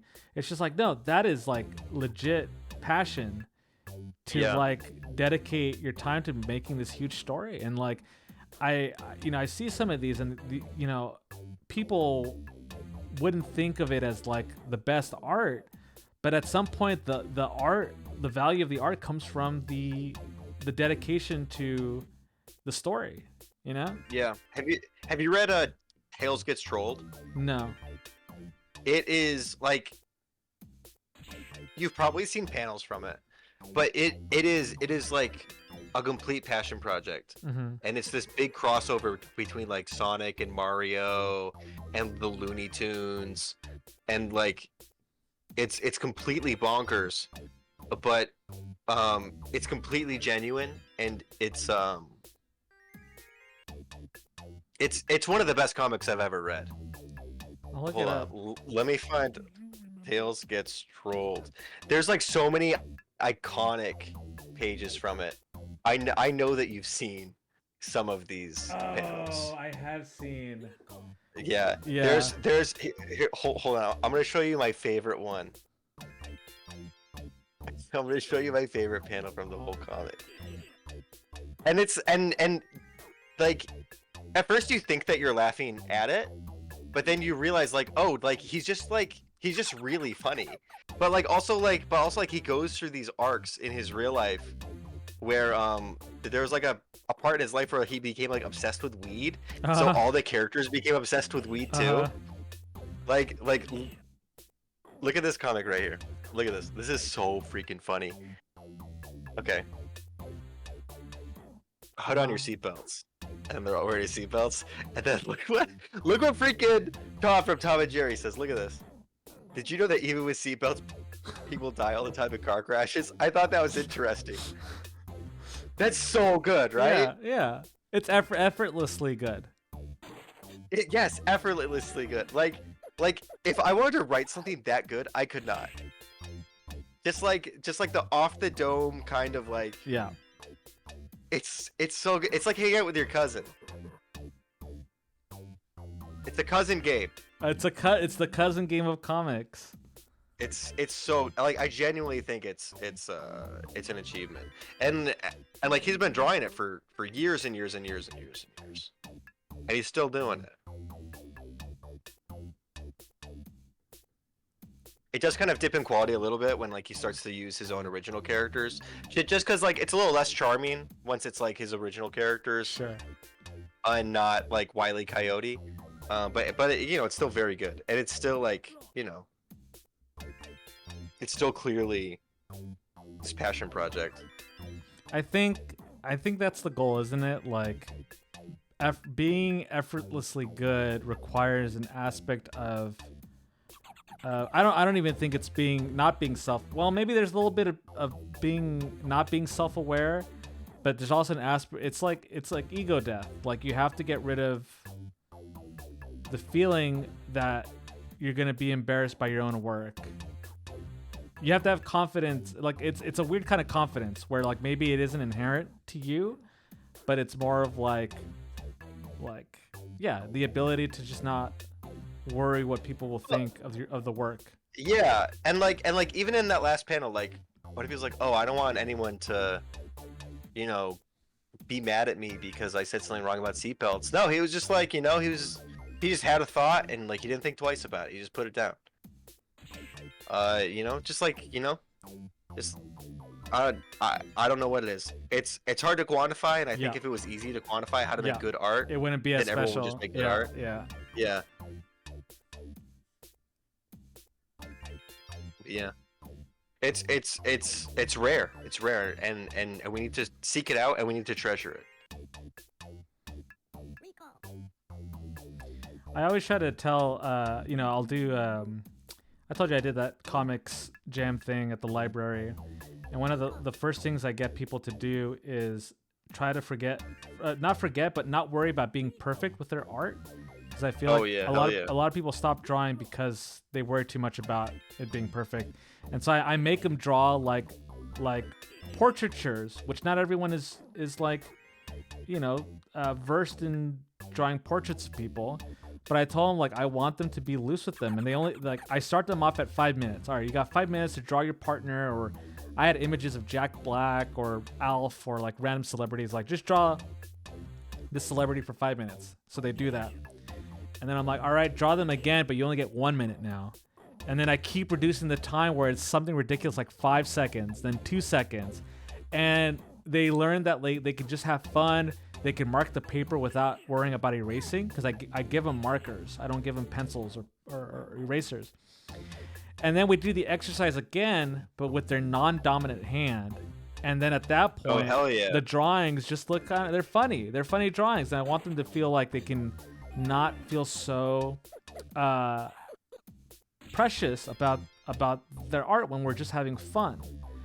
And I think there's an aspect of that I still need to carry in my own art, where I'm just like, you know what, just draw these wires on Dr. whatever face's arm and just have fun with it. Like, just doesn't have to make sense. Just have it be fun, you know? Yeah. I think for me, like a big evolution of my art was when I decided to stop drawing things good and just start drawing things cool. Yeah. Yeah, I feel like, and like sometimes I just think that I'm like even sometimes like drawing something that and like it's like anatomically correct or something. If it doesn't look cool, then to me like it's not worth it. I tried like because I do believe in like there's got to be, you know, at least not for everyone's work, but like for you and me, like there's got to be cool factor, maybe there's got to be cute factor, you know. I realize that like if you're not cool, it's hard. I don't think I'm a I don't think I think you're cool. I think you're no, but listen. I like you put your characters in like really cool outfits. And like I try to draw a character and they're wearing like a smock, and I'm just like I recognize that like imagine if I was an artist who knew how to draw tech wear. An artist who was interested in tech wear or fashion, they would know how to draw characters in like really cool outfits. I have to work double time to like figure that out. Like what is cool, you know? What does a cute character like look like? Like what does a cute like anime character look like? Like I have to work double time because I am not a cute anime character. Well, I think you just gotta watch more cute anime. It sounds like. But that's the thing, right? It's like I don't watch enough. I don't watch much anime, and like well that's fine. That's fine. But like if that's what you want to draw, you know, like one thing I really hate is like guys who want to draw comics but they don't read comics. Mm-hmm. You know what I mean? Mm-hmm. It's like I don't know. Like you have to surround yourself with what you want to be. And I think a lot of people these days surround themselves with things that they hate, or they surround themselves with just like the noise of the world. Mm-hmm. Just like, you know, they just have stuff on, it's just junk. That's a good point. And I'm not saying like, and I'm not saying there's not like room for that, but like you really do need to surround yourself with things that you want to be influenced by, because whether or not you like it, you are being influenced. Yeah, that's very true.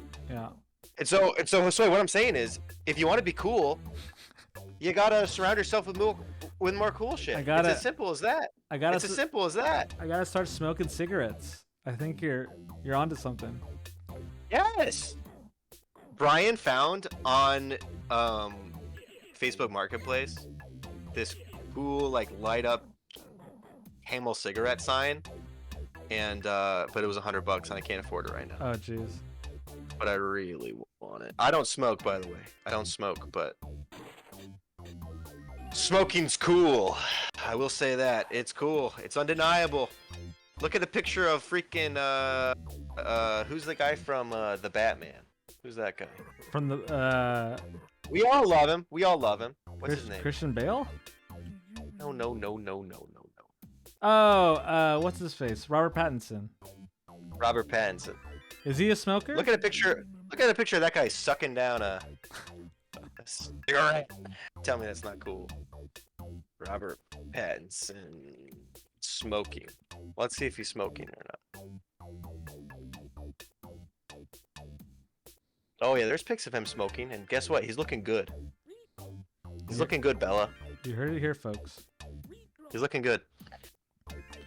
You shouldn't smoke though, but you shouldn't smoke, but you should surround yourself with images of people smoking.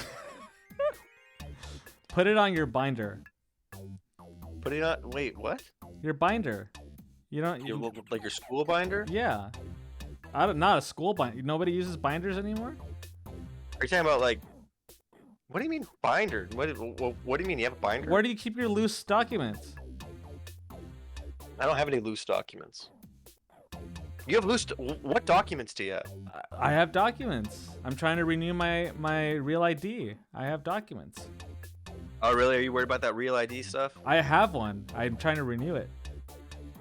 Oh, that's good. I'm trying to place his arms, but I don't want to block his cute little body. That is very cute. I know. So I'm just gonna have his arms dangling there, but it's not very satisfying. Maybe I'll have him doing like some jazz hands.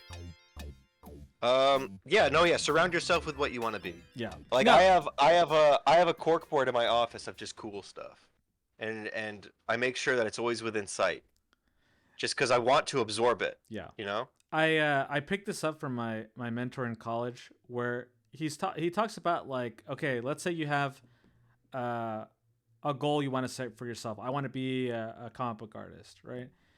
Go off. Let's say that's the destination, and you're driving a car, and Go off. and you can only see, like, you're driving a car in the dark because you don't know where you're going. You can only see as far as your headlights. In reality, like, you can't actually predict the future. You know where you want to go, but you can only see so far ahead. And you can take right turns in life, and you can take left turns in life. So you can make decisions that get you closer to the thing you're trying to achieve. So maybe I do attend that zine fest, or maybe I do go to that drink and draw where other cartoonists are going to be. Maybe I do pick up that book that I've been wanting to read. Like, those are decisions that get you on that path. And then there's things you can do that, like, take you away from that path. That could be like, oh, you know what? Like, I don't know, I'm going to binge this show that I've seen 1,000 times. Yeah. Like, that takes you away from that ideal. And so there's this idea that, like, yeah, when you surround yourself, with the things you want to do, when you put yourself in places where there's people that do the things you want to do, you kind of get closer to that path. Yeah. Yeah. 100%. And you know, I think there is a place for like junk. You know, like I love the Kardashians. Mm-hmm. I love YouTube videos where I learn facts about things that I don't care about. Mm-hmm. I think there's a place for it, but I do feel like our generation specifically, like, is kind of like addicted to, like, just always being, like, stimulated. Mm-hmm. When that stimulation sometimes we can just be stimulated just all day, and we feel like we're doing stuff, but we're not actually doing anything. Yeah. I totally get that. You know, just limit your time. Just limit your time, and make sure that, like, you know, you put in some of that. You know, you could eat your piles of gravy, if that's junk food, but also, you know, slip in some vegetables there. And I'll say, like, I still struggle with my piles of gravy. Like, yeah, hell yeah. I have my video game binges when like they happen, you know. Oh, hell yeah, dude, that's a big problem for me. Huge problem for me. And sometimes, like, it's a game. Like, what's bad is sometimes I'll be playing a game and I'm like, I don't even like this game. And, like, I'm not getting anything from it. Yeah. But I'm just, like, playing it. Yeah. You know what I mean? Yeah. And, like, I feel like there's shows where I do that too as well, where I'm like, I'm not, you know, I don't really even like this show. But, you know, I'm gonna watch the whole thing. What are you watching and playing right now? Right now I'm playing that Tingle game. Yeah. I'm also playing this game called Creeper World 3. And it's really quite good. Mm-hmm. It's like an RTS. It's kind of hard to explain, but it's cool. And I'm not really like watching. I'm watching a bunch of like 90s movies as homework for the thing that my friend is working on. Yeah. So I watched this one called Virtual Girl the other night. It was about a guy who designed a sex robot. Mm-hmm. And then it's like Smart House. Have you seen Smart House? Oh wait, I think I've heard of this movie. Oh wait, no, wait, it's a 90s movie? Yeah. Oh, okay. They made a recent Smart House that looks terrible. A recent Smart House? Not a reboot, just another movie that took the same premise because of AI. Like, being a... Have you seen Companion? You should see Companion. No, that's a great movie. that's on our list. It's got that girl I'm in love with the teeth. It's got her in it. Anyways, it's a cool movie. Because I don't know, it's cool. Not very good though. But it's that So, kind of like 90s Netrunner punk thing that you're. No, it's not. It's like he goes into the virtual world to have sex with his sex robot, Mhm. and she like lives in an N64 game. Oh.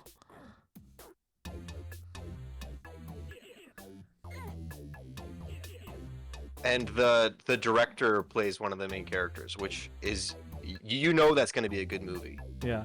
when the director plays one of the main When they're in it. characters. Yeah.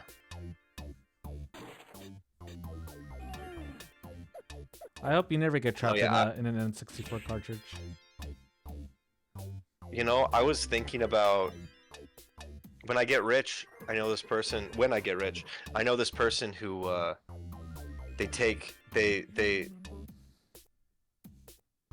they go on tours of the Titanic inside of an N64 game, but you have to go inside an N64 game.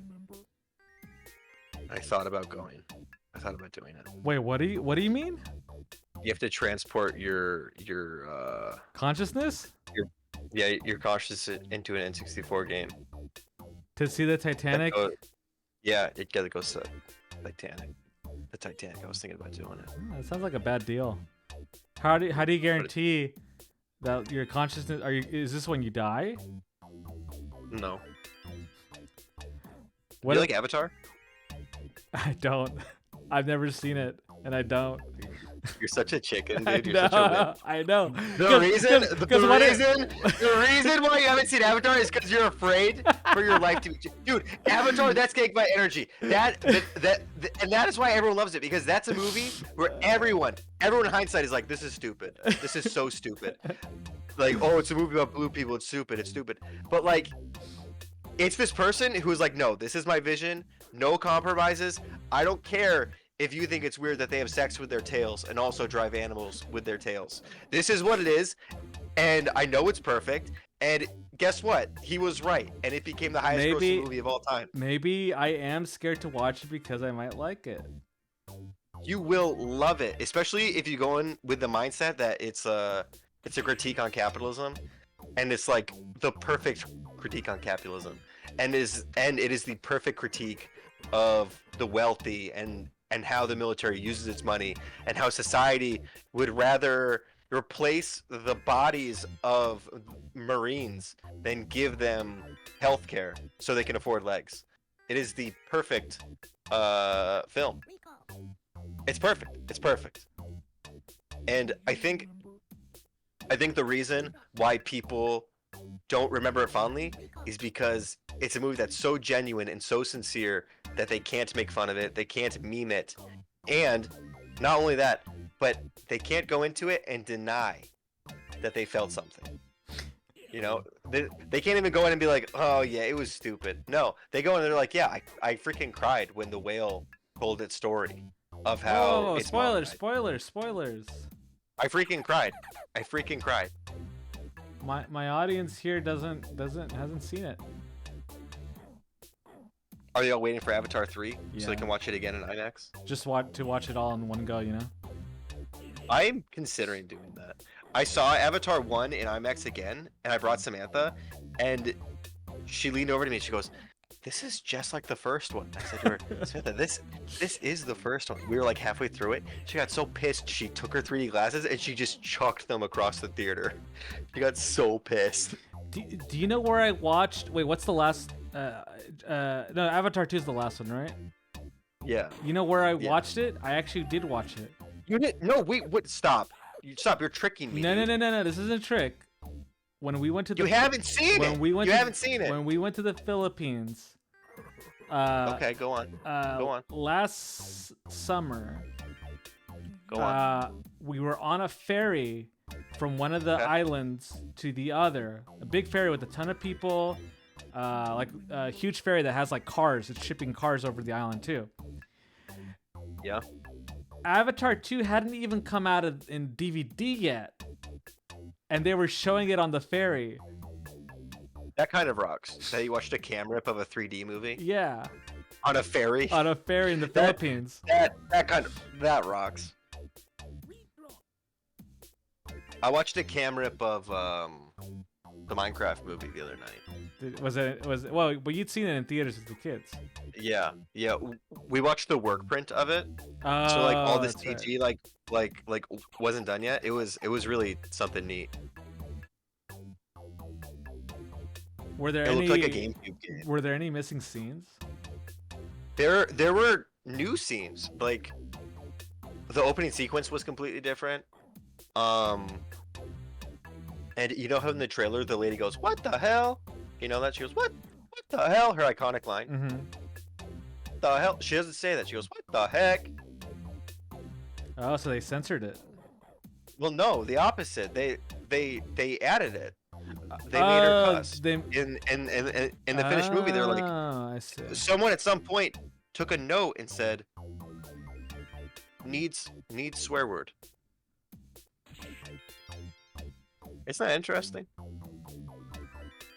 What the best part of that about those movies are the ones where you could tell the director was being himself, and there are moments like that, which I was surprised by. The director. I thought it was gonna be Was it Martin Scorsese? Jared- Who did the movie?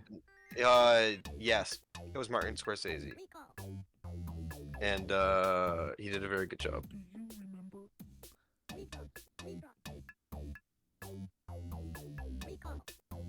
The Minecraft movie. I'm pretty happy with our drawings today. No, yeah, good sesh. Yeah, because I think last episode I didn't finish my drawings at all. No. I finished the Leon drawing from. Did you? Are you a fan of Star Fox? No, but I know who you're talking about. Yeah. I liked your drawing. I saw it. I watched the stream last week. I really enjoyed it. Yeah. Then when I had to draw Crystal, I got too involved with trying to draw like the fox head. And You got horny. Look, I'll say it. Is that what happened? Was I Yeah. Was I in a fugue state? Was I got a little. was I breathing You through got my a little. mouth? You got a little crazy there, and that's why you didn't get to finish it, because, you know. But no, I don't know. I thought you did a good job. Did I think that I was speaking coherently on the stream and I was just going homina homina homina? Yeah, your freaking tongue was hanging out of your mouth, Tex Avery style, Yeah. Tex Avery. and everyone Damn. could see it. Speaking of remembering, I used to stay up 10. I don't know. I actually maybe they only showed him at midnight, but Cartoon Network would have the Tex Avery hour. Did they really? Yeah. Wow. What did he do? Did he do like Betty Boop? Was that him? I don't know. He did a lot of those like it was like, you know how Disney had Merry Melodies, Yeah. and so there was another Tex Avery did something like Bad that. songs. Yeah. Sad songs.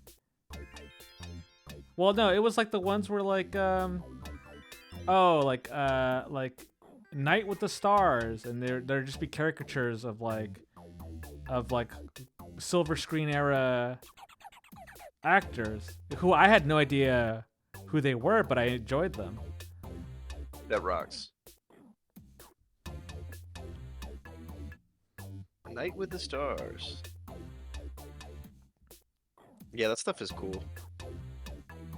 I love I like that era of animation. Yeah, I love that classic fun. stuff. Yeah, it's a lot of fun. I thought it was corny as a kid. Like, yeah, I don't know. You know what I thought was corny as a kid? Freaking Scooby Doo. I did not like Scooby Doo. My mom's obsessed with. She loves Scooby. Oh really? Don't tell her I said I didn't Yeah. like it. I'm gonna tell her right now. She's gonna come in here. No, Scooby Doo. I don't know. Scooby Doo is corny. Yeah. I don't know why like, it had like a resurgence in the '90s. I feel like I liked Pup named Scooby Doo. That was fun. that's so weird with red herring. Yeah. That was so dumb, but so good. That's what we should draw next next month. Do a pup named Scooby Doo. I'll think about it. I want to do a cartoon episode with you. What was up with that? With like everyone having like baby versions of themselves. What was up with that? I don't know. Like Muppet babies. No, Muppet babies. you know what it thing? was? It was merchandising. Tell me. You think Muppet babies were flying off the shelves? Yes. Really? Yes. My siblings who grew up in that like era that they were targeted, they had Muppet Baby stuff. You think the freaking Flintstone babies were flying off the shelves? Remember that they made Young Flintstones? Yeah. A little baby Fred Flintstone. Yep. Remember that? Mm-hmm. I used to watch those. Yabba dabba doo. We had when I went to 6th grade in Mexico. Yeah. We get cartoons later, and so we like the channel that I watched the most was actually Boomerang. Oh yeah. And so yeah, I watched all those. I remember watching those. I used to watch Yogi the Bear. I remember watching Yogi Bear one night, just laughing my little butt off, and then my sister was like, "Play with me," and then I was like, "No, I don't want to. I'm watching Yogi Bear." And then I remember thinking, "Well, what would Jesus do?" And did you choose So correctly? guess what? I turned off that TV and I played with my little sister. Oh, that's really nice. I like that story. And you know what? I made the wrong choice. I found out. I was reading the Bible the other day. He freaking loved Yogi Bear. I didn't know he loved Yogi Bear. They didn't teach me that at church. Did you know that? Yeah, Yogi Bear's cool. I love the what were it was the racing, the loony racing or the wacky racer. Wacky Races. That was so fun. There wasn't enough episodes of that, but I always watched it when it came on. They made a Sega Dreamcast game out of that. Have you seen the Speed Racer movie? Yes. By the way, Yes. that movie's so sick. They rescreened it in theaters a couple years ago. I went to go Oh, watch it. really? Yeah. Mm-hmm. Oh, what a delight that probably was seeing that in theaters, especially that final scene where just the crowd's going buck wild. Mm-hmm. Oh my gosh, I get chills just thinking about that one scene. They're all screaming, "Go!" And it was the go." Wachowskis, right? Yeah, and they Yeah. freaking killed it. Yeah. They did so good. They have GFE 100%. Totally. Because they made the Matrix, and so everyone's like, yeah, just do whatever you want. And sometimes it hits, sometimes it misses, but no matter what, you know that they just did what they wanted. All right, question. Did you end up seeing Megapolis? No, Okay. I didn't, but I want to. That's GFE. Okay. That's GFE. Okay. Even if it's an old man's dying dream film, that's GFE, baby. That's a dude making something for himself. That's what it's all about. Never for money, always for love. Never for money, always for love. That's from the Talking Heads. In a song titled "The Naive Melody," so it probably wasn't advice when they said it. It was probably like, "This is a stupid way to live." But you know, another great song said, "Dare to be stupid." So I mean, yeah, Dave Bryan is a good example of a guy who does exactly what. who's Dave Bryan? David Bryan? Or Byrne? David Byrne? Is that it? Yeah. I say his name? David Byrne? Yeah. Cool guy. Yeah. Have you seen Stop Making Sense? No, I haven't. But I do. It's pretty fun. One of his It's fun. albums is my go-to cover to cover album. Oh, really? Which one? It's Look Into My Eye or something like that. I don't know if I've heard it. Look into the eyeball. Look into the eyeball. You ever heard the song Cover to cover for you, huh? "You Be Jesus"? No, it's That's- not sacrilegious. That's so good. It's such a good song. Do you not listen to sacrilege like music that uses the Lord's name in vain? You know, that's a great question. I absolutely do. I don't really. It's such a strange question. I guess I kind of asked for it though, huh? You don't have to answer it. I mean, No, I do. I I don't really. You know, I used, it seems that- I used to be very religious, and Yeah. we like talking about theology off, in our own time, like Yeah. Was that a concern for you as a kid? that to say like the Lord's name in vain or something. I don't think I ever Yeah. did because I didn't curse much when I was a kid, so I don't think I worried about that when I was younger. And now you curse all the time, and it's distracting. I do. We're all begging you to stop. I was listening to when Gavin Newsom put out a podcast where the first person he put on was Charlie Kirk. Wait, you were listening to that? Yeah, because I do the thing where like I want to know what the hell like actually is going See, on. so that's what I'm talking about. That's what I'm talking about, right? What? You're just surrounding yourself with darkness. I do agree. I had this conversation with my coworker too. But what I wanted to get at was every time Gavin Newsom said Jesus or like God, like oh my God, Charlie Kirk would always like stop him, like just kind of remind him. Cool guy. Cool guy. That's not. And then he followed. I guy. didn't listen to the next episode, but he followed it up with Steve Bannon, and I was like, "What is this guy doing?" Yeah, it's weird the things that they consider important and things, especially when it comes to like the theology of Jesus. Like, oh yeah, the most important thing that Jesus taught was don't say my name in vain. Like that was the most important thing. That was the takeaway. Yeah. Yeah. That's what the majority of the Bible's about, actually. It's just listing different slurs and like which ones you're allowed to say and which ones you're not. I was talking to my Catherine was asking me yesterday, like, because we went to celebrate Easter with my family over the weekend, and my mom, Catherine asked me like, do your parents still go to church? Like, do they go to mass in the morning? Like, no. Or actually, no. Were you asking me? We were talking. I was asking you. You were asking me, and it's just like no, like they're religious, and my parents grew up praying a rosary every day, and then it's just like as they got older, like they still drive, like they're in their 60s, but like they just don't, maybe it's because like their community has like, maybe they're not all there anymore, or. The last time they really went to church was like when they were taking us as kids years ago. So that's interesting. Yeah. You know what? Yeah, I feel like a lot of people do go to church mainly for their kids, if that makes sense. Yeah. Because I don't know, like when you have kids, like I feel like you worry about their character more than your own sometimes. That's it. So, yeah. That's interesting. Sometimes to like the detriment of the relationship, because they're like, well, you're being hypocritical, right? And I think sometimes like the parents think, oh well, I'm beyond saving, but I can take the lessons that I've learned from my screw ups, and apply them to my kids. Yeah. Anyways, Archie was addicted to YouTube videos for a little while. Yeah. Yeah.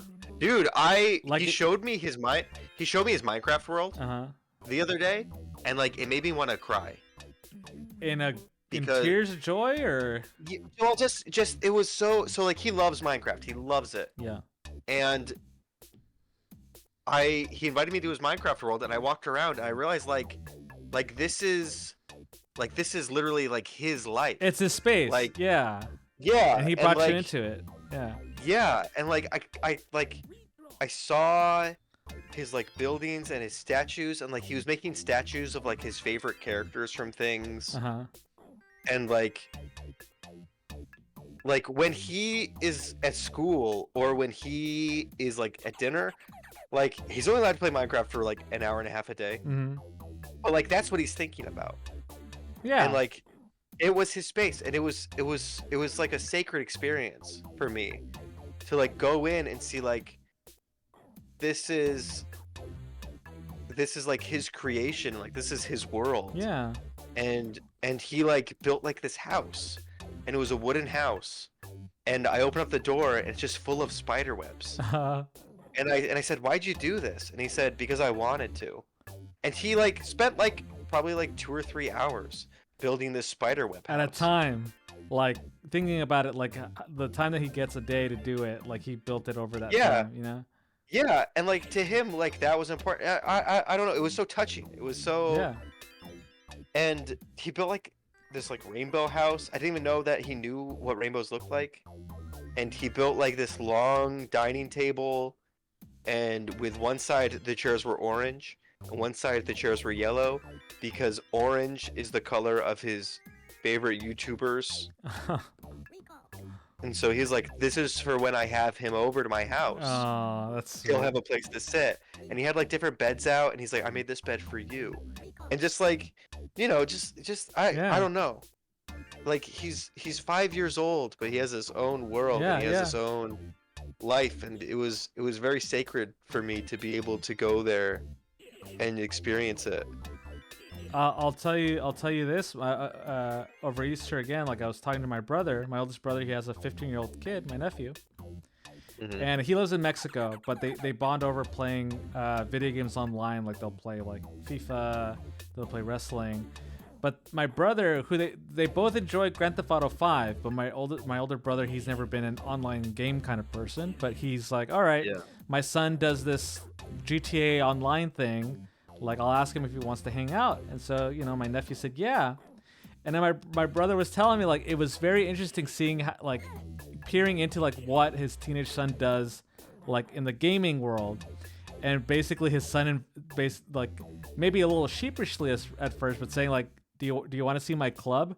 And like he has like a bar that he's, you know, that he runs in this virtual world.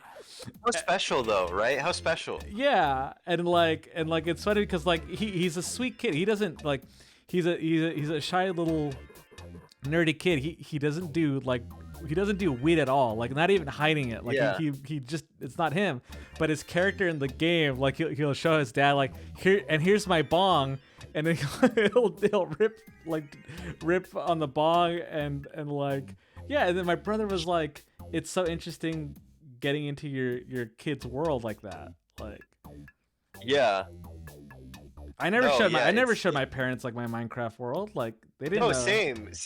Or like my Animal Crossing house. Yeah. I remember the only time I've had a website in some incarnation since I was 10. And the only time my dad ever asked to see it was when there was a rumor that I said the F word on it. And On your someone website? told my dad.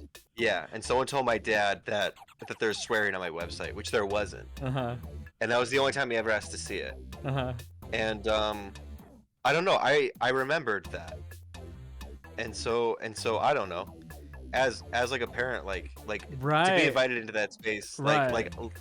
like I recognize how like sacred and like Right. how like important that is. Well, yeah. So like, did it So like, to you? and so I cherish it. When you your know? dad saw that, like you felt bad, or what? What did you? Well, like he said, like, can I see your website? And like to me that was so exciting. Oh, okay. Because like I spent like so many hours working on that, and like, you know, it was truly a labor of love, similar to like my son's Minecraft world, where like, you know, like this is what I think about. And so for my dad to want to see that, like that was so special to me. Yeah. And then to hear like his motive, he was like, is there any swear words on here? Like I heard there were swear words on here.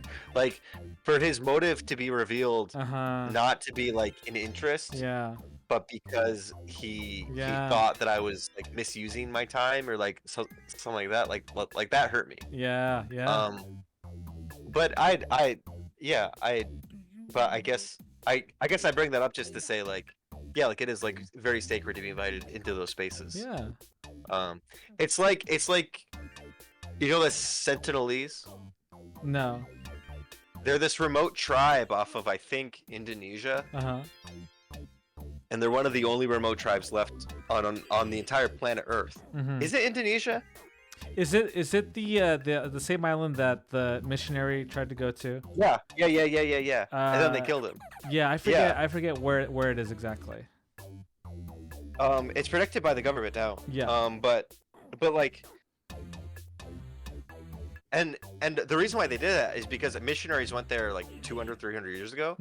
And they, you know, of course, like what missionaries did back then was like they got a bunch of bad diseases from the missionaries, and then a bunch of them got abducted, Mm-hmm. and then they never came back. Mm-hmm. And so like, I don't know, to be invited there, to when you're an outsider being invited somewhere where Right. you don't belong, you got to cherish that. Right. And that extends even to the Minecraft server of Right. a 5-year-old. So being invited to your son's server is like being invited by an isolated tribe. Yeah. Yes. Yeah. Yes. But if I freaking went into there and was like, thanks for inviting me to your Minecraft server. I'm gonna tell you about Jesus, and I'm gonna abduct 10 of your villagers. Yeah. Guess what? He'd never invite me back. That would Right. be a big thing between the two of us. Right. No, I was a guest. Guess what? I didn't light anything on fire. I didn't lay down a single TNT block. I didn't grief him at all because it was hollowed ground. Did you make sure to any trees you chopped down to get rid I of all didn't the touch leaves? any trees. I didn't touch any of them. I didn't touch them. And Archie even said, I said, what's this wooden house? And he goes, oh, I don't remember. You can burn it down if you want. Which, like, weird. Yeah. Like, weird thing to say. I didn't do it because I thought, Yeah. this is his. And then I thought about his funeral, and I thought, man, if my son died, I would want to show everyone. Well, no. No. When you're a parent, you think about this. Yeah. You think when your son is laying down, you think, if he died, it would just ruin my life. No. What would I even say? But if my son died tonight, I would have a video of his Minecraft village. Yeah. And because that was him. That was him. That was the most sincere existing reflection of his soul. Yeah. Is his Minecraft village. Yeah. I think That is what he left for the world. I think we are birds of the same feather, Buff, because like I also can't like help but like because that's a very sentimental thing to think. It sounds really dark, but it is a sentimental think of like if something happened to your son, like this is how you would honor his memory. Like you when you care about somebody, you do think that way, like totally. Yeah, I mean, when you love something, like I think, of course, logically, you're going to think about, like, what I think instinctively as people, as animals, we think, what would it feel like? What would I do if I lost this thing that I love? Yep. Mm-hmm. And I think it drives some people insane. Yeah. Yeah. But I think, yeah. I'm done. You put so much detail into it. I'm just coloring. I'm almost done too, but I think we knocked it out of the park, dude. War. Look at that. It's supposed to be Wario, but I guess Ware does come out. No, you drew a warmonger. You made him into a crazed. I love the tier. Yeah. I love the metal tier. Yeah. I love that. Is that a part of his eyeglass, or is that It's a metal. It's like a part of the metal. Like if it was like a interesting? metal plating there. Yeah. So he has a permanent tier. Yeah. That's cool. I like the eyelashes that you did. It reminds me of Majora's Mask. Yeah. It's a very Sheikah inspired bit there. 100%. Yeah, dude, I love yours. You went all with like the metal Sonic boots. Oh, is that what I did? No. Well, he's got a metal boot. He's got a metal boot. Gosh. The highlights are really nice. Nicely done on yours too. Yeah, we did a good job, the two of us. Thank you for hopping on, because this was really fun. The chatter was good. The chatter was good. The GFE was there. It's in all of us. GFE is in all of us. Do what you love. You know Dwayne from Little Miss Sunshine? Was that Paul Dano's character? Yeah. Yeah. He realizes that he can't join the Marines or whatever. He can't Oh, join the that's Air right, Force. because he's like colorblind or something. Yeah, and then he has this whole monologue with his grandpa, or I forgot who was saying, but he said, "Do what you love and fuck the rest." Yeah. Paul Dano, cool guy, and he played Brian Wilson from the Beach Boys in another movie. Look at this. Do you like the Beach Boys, Josue? I do, and I watched I that. love it was a I series. love the Beach Boys. Or was he Paul Dano in the series, or sorry, was he? He was in the movie. He was in the movie. I didn't watch the movie. They made a Beach Boys series. I think so, unless that's what I'm confusing for the movie. What Beach Boys series? What's it called? The Beach Boys, the TV show. I think so. I thought it was a series. Beach Boys series. Let's see. No, No. no, you're simply wrong. You're simply wrong. There's a. It looks like there's a K drama named Beach Boys. Oh, no, it's a Japanese TV show. It's a Japanese TV show. Looks cool. There's no Beach Boys series. Chat, if you can find a Beach Boys series, there's a bounty out to prove Josue right. They're willing to pay buku bucks to be vindicated on the Beach Boys TV show. Brian Wilson's a cool guy. He's another one who just kind of does what he wants at the expense of others. And himself, I think. Yeah, well, no, I disagree. Doesn't he have like really bad mental health issues because of his art? No, I think it's because of his abuse from his father and his abuse from his cousin, and also I think he was also he was abused by his manager for a long time too, where his manager was medicating him for things that he didn't even have. Oh Jesus! Because he wanted to, it was one of those like Britney Spears situations. Yeah. Where like they just wanted to profit off of this amazing artist. He wanted the power over like the conservatorship. Yeah, exactly. Yeah. The Beach Boys, though, that's rich history there. One of the members, Mike Love, is like a complete sellout, and then Brian Wilson is this like visionary artist, and like the bashing of the heads. It's a real Shadow Sonic situation. It's an appropriate metaphor. Yeah, who is who? Which of the Beach Boys is Shadow, and which one is Sonic? You decide. All right, dude. I think I'm wrapping up here. We should draw the Beach Boys next time I'm on. You want to draw the Beach Boys from memory? No, actually, no. Just like 5 Lego guys is what it would look like. One with like one bald one and one with like way too much hair. Yeah. That's what it would look like. All right, Buff. I'd say It's this was a hit. This is a hit. Thank Smash you hit. so much for all your time, because it is your time is precious, and Late. your insight is very much valued. Thank you, and we'll have you again for another round in the next cycle. No, I had a lot of fun. Thank you for having me. Yeah. All right. Have a good night, anybody who stuck around. It is late. We are tired. I'm gonna go kiss my wife. Have a good night, You're gonna what? everybody. You're gonna watch your wife? I'm gonna kiss my wife. Bye bye.